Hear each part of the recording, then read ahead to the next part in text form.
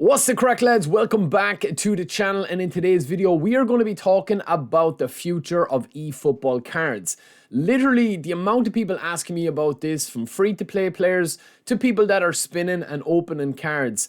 Obviously now they're releasing a lot of cards. Most of the cards they're releasing are 105 minimum overall, including Thuram goes to 107, 108 overall, putting him on par with some of the best cards in the game ever released, and some of the best players to ever play football in real life.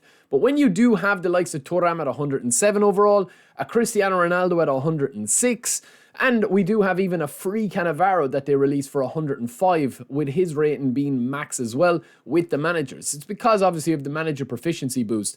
And this is with the current managers. We're not even talking about the future of the managers either, when there is rumors of Pep and other managers getting 90 proficiency will get even more boost. Now obviously with the recent cards that they've been bringing out, from the likes of Thuram and the likes of Casillas and Edmilson, to the Ballon d'Or World Player of the Year, but even the free cards that they're bringing out, lads, right, they're fairly decent, and we'll have a look at that in a second. But speaking of the World Player of the Year, right, I think they're kind of in a situation now where they're starting to kind of hit the roof of where to put these cards, because it's not that long ago before we had these three cards. We obviously had a Vitinha version of his before.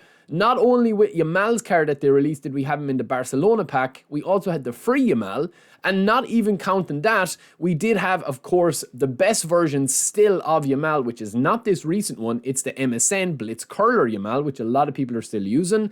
And on top of that, we had the premium one that you could buy when eFootball 26 launched from the actual PSN store as well. And that launched with Van Nistelrooy and Silvestre and, of course, Messi. And it included kits and it included stadium stuff.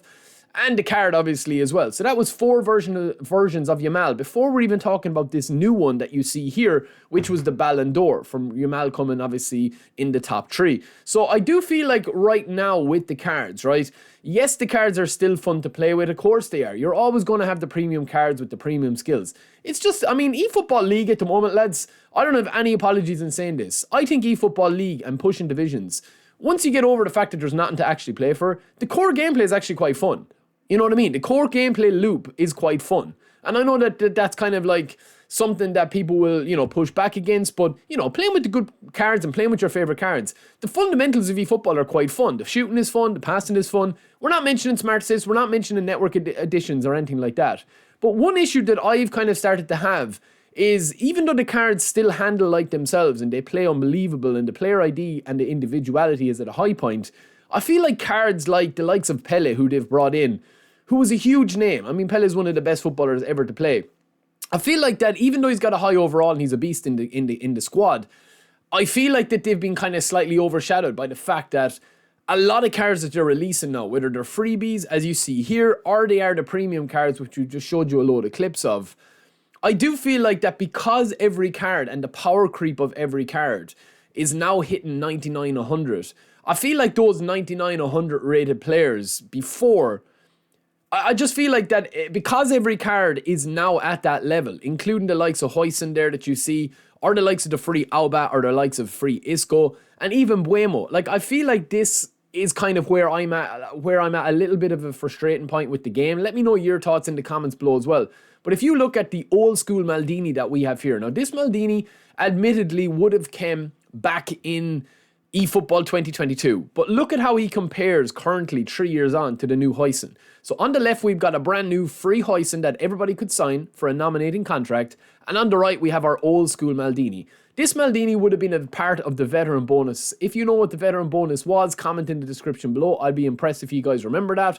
Old school eFootball beta players. But I think this is more kind of glaring and more of an apparent issue when you look at the likes of the player of the week Buemo, or you look at the free Buemo that you have here, and you compare him to a brand new huge global name like Wayne Rooney, who was, for all intents and purposes, like a massive acquisition from the team. They had a big trailer with him, they announced him in a special event, and I know that we'll get a better pack of Rooney where we'll get him 105, 106 overall.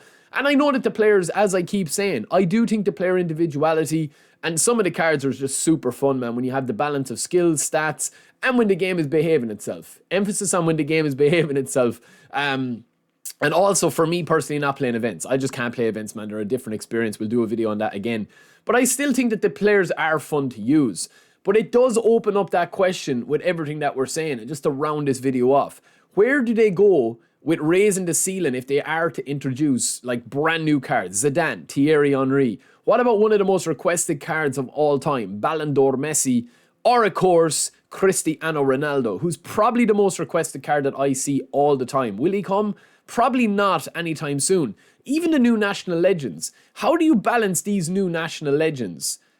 Such as Canu and such of these new guys, and you've got obviously maybe, 15 or 16 of these national legends, right?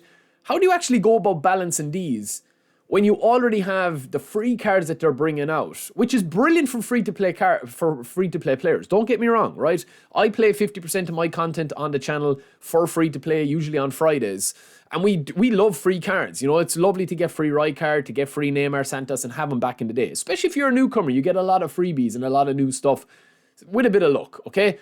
But where do you kind of balance these cards in terms of the superstars, such as 107 overall, 108 overall Thuram, and then you've got your likes of Buemo and the likes of pretty much every player of the week that they're releasing now is 100 overall, 101 overall, 102 overall, and that's before the manager increase as well a lot of the time. Where did it balance these going forward if they were to bring out future stars? Where would R9 fit in? I mean, would he be 110, 120 overall? I mean, it's very, very difficult to say. Don't get me wrong, I think that the game at the moment from a gameplay point of view, like strictly gameplay point of view, is definitely like better than what it was with V4.5. And the cards that they're bringing out are quite fun to use if you do happen to be lucky enough to spin from, right? Or you save up and you spin your free coins. But let me know your thoughts in the comments below, lads. As a free-to-play, as a premium player, as a mix, let me know your actual thoughts. We'll go over a couple of them, we'll go through it in stream, and I will talk to you guys later. Don't forget to subscribe. Let me know your thoughts. I'm interested to hear what you're thinking.